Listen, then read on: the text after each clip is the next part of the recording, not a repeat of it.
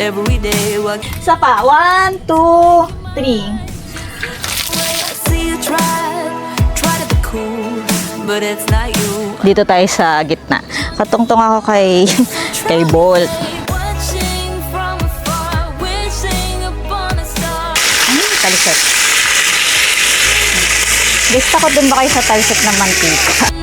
Your eyes that been wide shut. Pero syempre, hindi ko gawa yan kasi hindi nga tayo legit campers. Change your mind about me. I gotta make you see me fit perfectly, like it's meant to be, so desperately. So just follow me, 'cause I've got the key. Let's unlock our hearts and find out what's inside it. Could be anything, a good thing. So let's change your mind. At andito na tayo sa Pusurobio, Pangasinan. May nakita kasi ako spot dito sa lugar na to na camping area. Tapos ano siya raw. Eto, ganyan siya. Kaya naman subukan ko ditong magstay ng isang gabi. Since malapit na rin naman to sa expressway pag pauwi na ako. Ngayon lang ako ng camp ng ganito karo. Di ko alam kung raw pa ba to. May CR naman, pero wala daw linya ng tubig. Dahil nung meron dati, tuwing umaga, walang tubig, tas gabi lang meron. Kaya, may poso naman. Yung last episode natin sa Lingayen, nakita nyo siguro nag-practice na ako na poso lang muna. Pero, masusurvive ko to. And how we never look back, 'cause this is our time, this is our life, and sometimes all you need is a smile to get by. We're one step closer to find ourselves a perfect place, a feeling you just can't deny. So come on over, 'cause I could never live without you. Everywhere we go, nobody knows. We're waiting for the time to let go and do what's right for us. Started out here, way beyond the tracks. The story of us and now we never look back. 'Cause this is our time, this is our life, and sometimes all you need is a smile. You made up your mind just to see it through. There's nobody else here waiting. Just tell me how to get through to you, 'cause I just wanna get closer. Started out here, way beyond the tracks. The story of us and how we never look back. 'Cause this is our time, this is our life. Malapit na akong matapos mag-set up. Parang 3:30 pa lang ng hapon. Medyo maaga. Kaya pagtapos ko magpapahinga-pahinga ba ako. Para naman, alam niyo yun, bawi yung pagod. Maganda yung napapagod ka tas pahinga. Doon mo nararamdaman yung sobrang relax ng kapaligiran. We're one step closer to find ourselves a perfect place, a feeling you just can't deny. So come on over, 'cause I could never live without you. Everywhere we go, nobody knows. We're waiting for the time to let go and do what's right for us. Started out here, way beyond the tracks. The story of us and now we never look back. 'Cause this is our time, this is our life. Ayan guys, tapos na akong mag-set up nung spot natin. Ayan na yung mga magic lutuan ko. Magic talaga kasi lahat na niluluto ko dito masarap. Hambog. Siyempre, kailangan masarap yung kinakain natin para may sustansya. Dahil maaga akong nakapag-set up, samahan nyo ako dahil naisipan kong mag-marinate ng chicken Tapos i-fry ko na lang mamayang gabi. Tapos parang gusto ko Italian spaghetti, ganun. Pero kasi meron pa akong mga baka doon na giniling. Tapos may sauce pa ako. Yan. Mas gusto ko lang ng nung mga ganun. Parang raw yung spot, pero rock yung pagkain. Ilalabas ko na ngayon guys yung beef giniling natin para mato kasi medyo matigas siya. In fairness, effective yung freezer ko ngayon. Noong mga nakaraan kasi parang hindi ko siya nasiset ng max na lamig ba. Pero ngayon all good. Tapos may chicken pa ako. Ito yung fried chicken ko mamaya. Mamarinate ko para masarap. Masarap kasi yung chicken kapag yung hanggang loob ba yung lasa. Hindi yung labas lang. Ayan. Sarap. Kompleto food dito. Tapos, maalala ko kasi nakita ko to. Kanina bago ako umalis ng ice camping site doon sa Lingayen, Pangasinan. Binigyan nila ako ng cake. Doon ako nag-Valentine's kanina yan. Binala Happy Valentine's Day. Siguro napansin nila kulang sa tamis ba yung buhay ko. Binigyan nila ako. Mamaya i-dessert ko to, di ba? Sarap. Pasta, chicken, tapos may small ako na cake. Tapos aside dito sa cake na small na binigay nila, binigyan nila ako ng bagoong na boneless. Pero ito ay itatabi ko na kasi meron pa ako nakabukas dun sa sa basket ko. Ito ipapasalubong ko na lang kay mami. Tapos, yung alige, puro to. Hindi katulad ng mga nabibili sa sa Gawibang pababa ng Manila. Ito puro siya. Yun dun kasi sa Gawi ng Manila para may halong hipon yun. Pero ito taba. Putok-batok na naman. Pero ito baka sabay ko nakainin kasi mahirap naman na nasa biyahe pumuputok yung batok ko. Ayan guys, kunin natin yung kalamansi ko. Dami ko kaya kanina nabili na gulay dun sa may ulit lugar yon, San Jacinto, Pangasinan, yung kaduktong na itong Pusorobio. Nakita kasi ako na mga bagong ani ba. Sobrang mura nung gulay.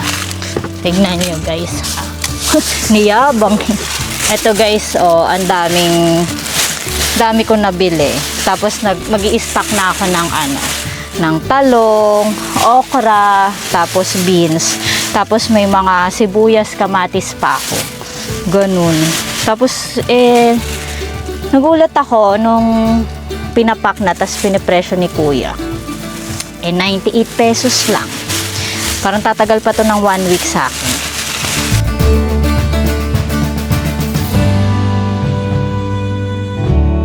Samahan nyo nga ako guys at ang dami ng kuko ko. Ayoko pa naman nagluluto ako o nagpe-prep ako ng pagkain na, alam niyo yon, madumi yung kamay.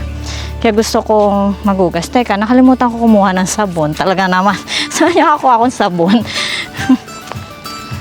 Hindi rin naman kasi natatanggal yung dumi. Ito kasi pagka nasa outdoors ka na ganito, hindi maiiwasang madumihan yung mga kamay mo. Pero syempre, hygiene, may water, pwedeng maghugas. Dapat hindi kinakatamaran ng hygiene.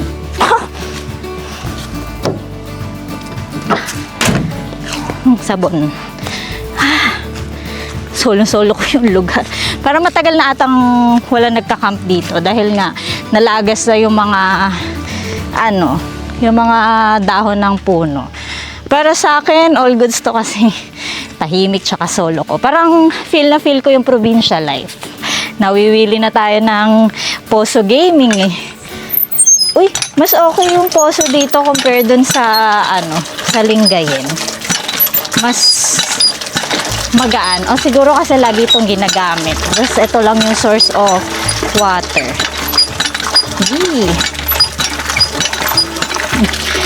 Yung mga ganito pakiramdam ko yung bumabata ka ba? Hindi, bumabalik ka sa pagkabata. Feeling ko talaga yung bata pa ako. Dati kasi sa Asingan ako nagbabakasyon. Dun yung side ng mami ko. Dito sa Pusorobio naman, ang side ng daddy ko. Pero mas malamang ako sa Asingan.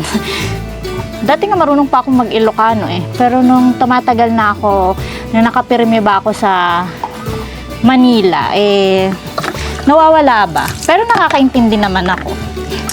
Diba? Guys, hygiene ha, kahit nasa outdoors. Lalo't may available na water source, eh, matuto naman tayong maghugas. Lalo pag magpe-prep ba ng pagkain.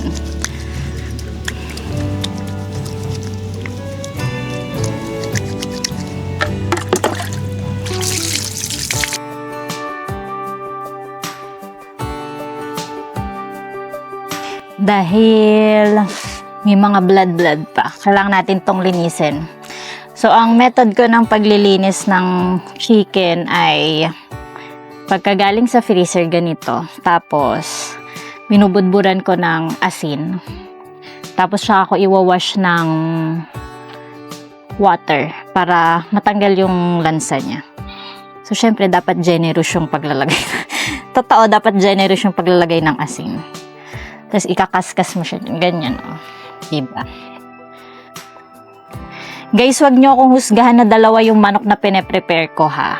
Kasi pag nasa fast food ako, 2-piece chicken din yung kinakain ko. Nararamdaman ko may pagka-judgmental kayo. Ganyan. Tsaka liliit to, mamaya hindi ko naman to lalagyan ng breading. Tapos, hugasan ko siya ng water. Sayaan ko lang muna siyang mag-absorb, ganun. Tapos tsaka ako siya titimplahan ng kalamansi, garlic salt, at tsaka onion powder na merong paminta. Now we're stuck in silence. No more trust to break. Thoughts are best unspoken anyway. I'm so tired of Ayan, at tapos na akong maggayat. Itong onion at saka itong garlic, gagamitin ko mamaya sa sauce ng aking pasta. Pero yung sauce ko, nakakita ko sa grocery nito. Chunky tomato sauce. Titikman ko. Kaya ako nagustuhan to kasi nakalagay na no MSG added. Kasi kapag may MSG yung kinakain ko, nagpapantal-pantal ba ako. Kaya nung nakita ko to, sabi ko tatry ko. Tapos mahilig kasi ako sa pasta sauce na yung medyo maasim, ganon. Hindi yung matamis. Kaya ito yung gagamitin natin.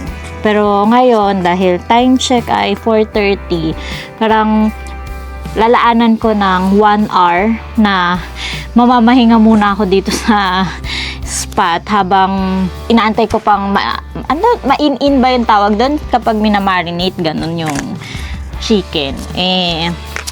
Yun muna yung gagawin ko. Tapos, pahinga. Kasi, parang from Lingayen hanggang dito, more or less 2 hours yung binyahe ko. Medyo pagod. Kasi, syempre, set up, ligpit, biyahe, drive, ganun. Tapos luluto pa ako. Pero okay to, good na pagod to. Kasi na-enjoy ko yung kalikasan, ganyan. Pahinga muna tayo. we gotta find just a better way to put our defenses to the ground. I'm not gonna blow another round. We can love in the light of fire among these trenches and barbed wire.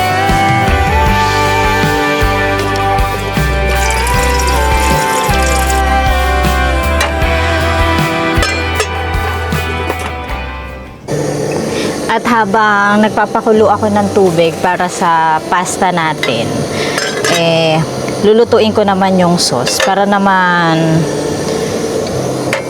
simultaneous. Para pagkaluto na siya parehas, magpa-fry naman ako ng chicken.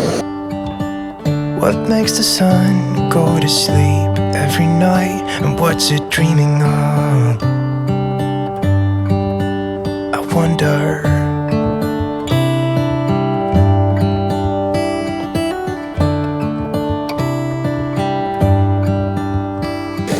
Itong pasta ko na to, ito pa yung natira ko nung nagpampanga tayo.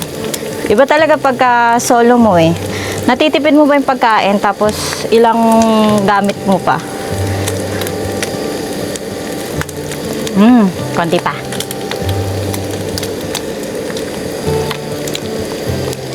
Parang kahit hindi pa malambot. O dahil gutom na ako. Konti pa. I wonder,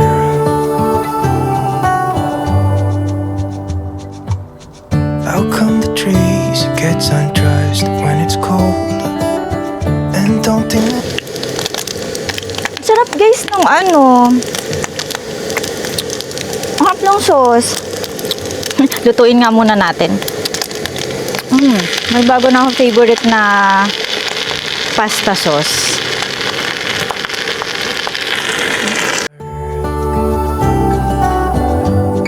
yeah, it makes me wonder.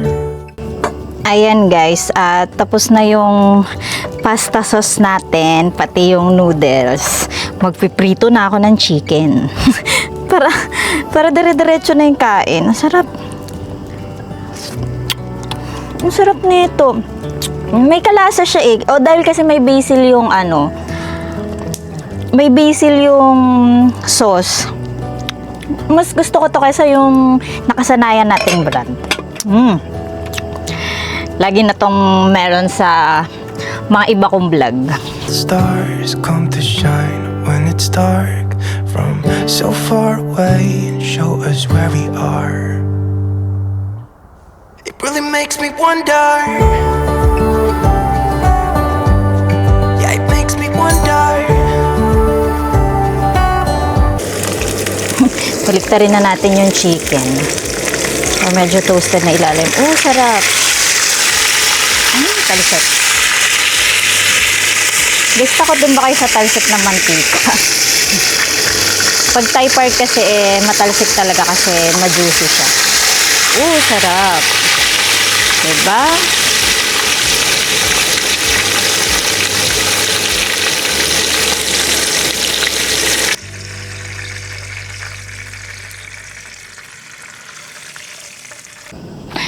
At nakatapos na tayong magluto. Tapos, hahaluin ko na tong pasta natin para naman makakain na tayo.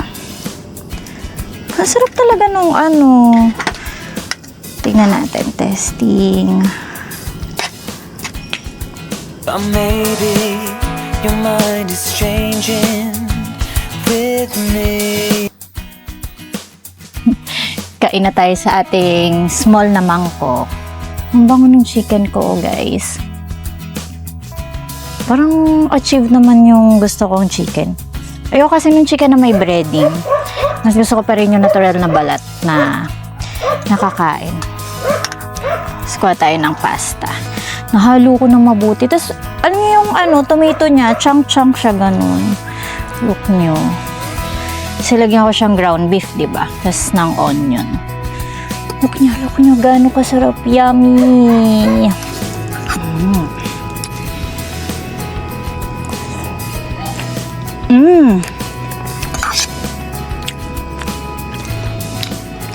Meaty, tapos yung tomato, lasang-lasa.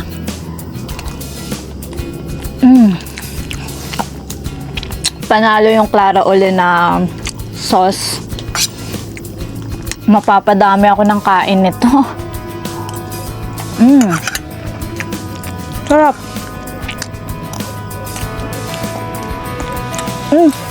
Teka, may nakalimutan ako. May parmesan nga pala ako. Pero kahit walang parmesan, masarap na siya. Ay, lagyan natin. Parmesan. Yeah. Let's testing. Guys, alam ko nagugutom kayo sa panonood dyan. Kaya dapat magganito-ganito na rin kayo. Mas sumarap naman. Mas sumarap siya nung nilagyan ko ng parmesan. Lalaban sa mga cafe tsaka sa restaurant tong luto ko. Niyabang ko talaga masarap eh. Sarap. Chicken. Bagay talagang combo yung pasta and chicken. Bango. Luto ba?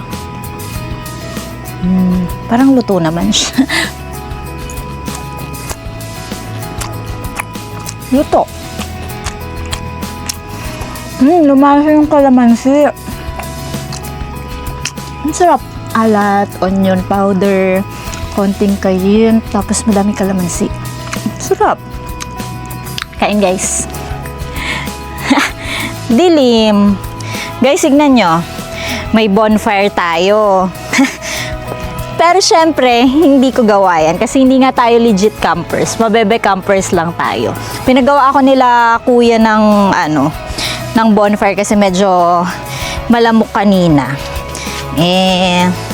Ayun, nakakatuwa at kahit medyo roto, inaasikaso naman ako nila kuya at saka ni ate Jen. Ayun. Katuwa, may bonfire eh. Nung huli natin punta doon sa isang part ng Pangasinan hindi ko nasindihan yung bonfire.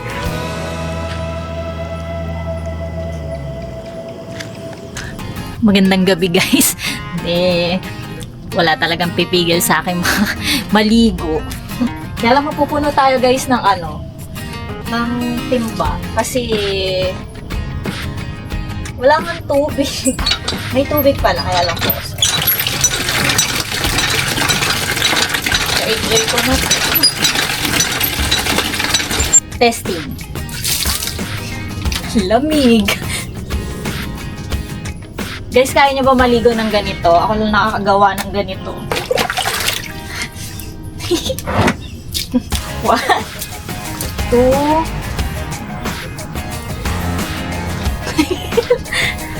Isa pa. 1, 2, 3. Lamig! We kiss in the rain till we catch a cold. Some say that love don't hurt, but I want you back, cause I got you stuck in my memory. I got you stuck in my memory.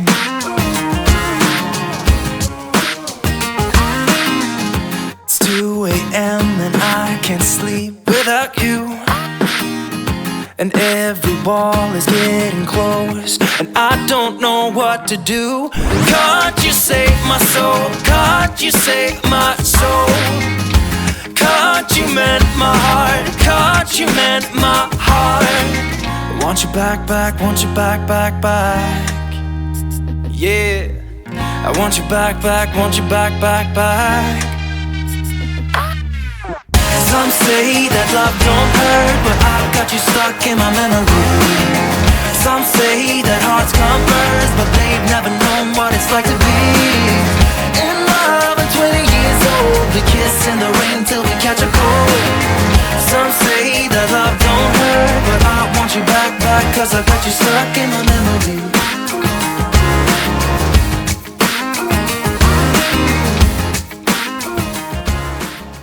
Pagkatapos ko guys maligo kagabi, alam nyo yung naramdaman ko na yung pagod nung biyahe ko.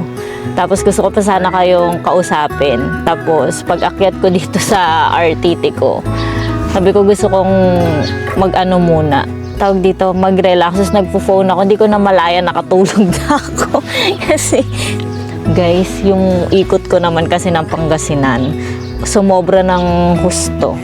Pero at least na-achieve ko yung tulog kagabi, malalim. At anong oras na 7:00 na ako nagising. Kagabi, feel ko naman safe ako kasi sila, Kuya King yung caretaker ay nandun lang naman yung bahay. Tapos may mga dogs na nagro-roam dito na mga alaga nila. Kaya naman okay na nakapahinga ako ng husto. Nasagip din ako ng aking small but terrible na power bank. Kompleto ang ilaw ko kagabi. Last na yan. Maubos na yan. Tapos yung mga alaga ako, ito si Sinshan, nandyan siya. Tsaka to si Kaka. Favorite ko to. Yan. Napaka-cozy nitong ko na to, pahinga ko na to. And I still wonder where you are, and if you found a way out from the dark. or is Guys, labas tayo. Pero dito lang sa veranda ni Bolt. Para naman maipasyal ko kayo. Ay, ang lamig. Ang lamig. May moist pa yung bubong ni Bolt.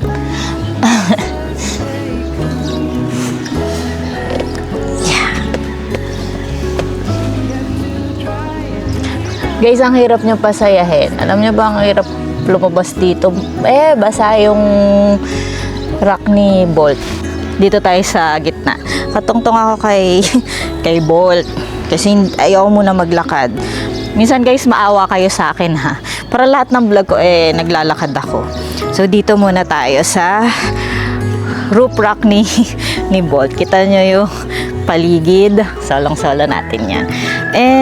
Itong campsite na to ay Camp Humaha. Pagkakaalam ko, yung Humaha ay isang Hawaiian word na ang ibig sabihin is take a break. Kaya naman, binrake ko yung biyahe ko mula Dasol, Lingayen, at saka Alaminos. Tapos nag-Umingan pa ako. So talagang east, north, saka south ng Pangasinan ay literal na naikot ko. Itong campsite pala na to, operational siya. Pero kasi nung nagbagyo, nasalanta sila. So kung makikita nyo, medyo napabayaan tong part na to. Pero sabi naman ni Kuya Mike, yung may-ari ay soon ay aayusin ulit. So pinayagan naman niya ako mag-camp dito ng ilang araw para naman ako'y makapagpahinga, makapag-edit. Tapos bago ko umuwi ng Manila, kasi itong part ng Posorobio ay konti na lang, 'di ba? Tipilex na lang exit, tapos mas malapit na ako. So ganun yung ginawa kong biyahe. Kumbaga, chinap-chap ko siya para hindi ko ramdam yung haba nung biyahe. So yun yung isang natutunan ko ngayon. Etong part na spot ko ay yung Acacia Zone nila. Tapos dun sa may pasukan, meron silang hammock area. Tapos dito ay mangrove area. Mango area na pwede din mag-camp. Tapos dito ay bushcraft zone. So may mga nagbo-bushcraft, meron dito. Ayan, ngayon kasi taglagas dito, kaya yung mga puno ay walang mga dahon. Pero sabi nila dito, ang pinakamaganda daw na season na punta dito ay yung mga bandang August, September, October kasi maulan. So, bloom yung mga puno. Pero tingin ko tong spot na to ay babalik-balikan ko dahil alam nyo ba ang overnight dito ay 180 lang. Tapos walang time limit, walang time check-in.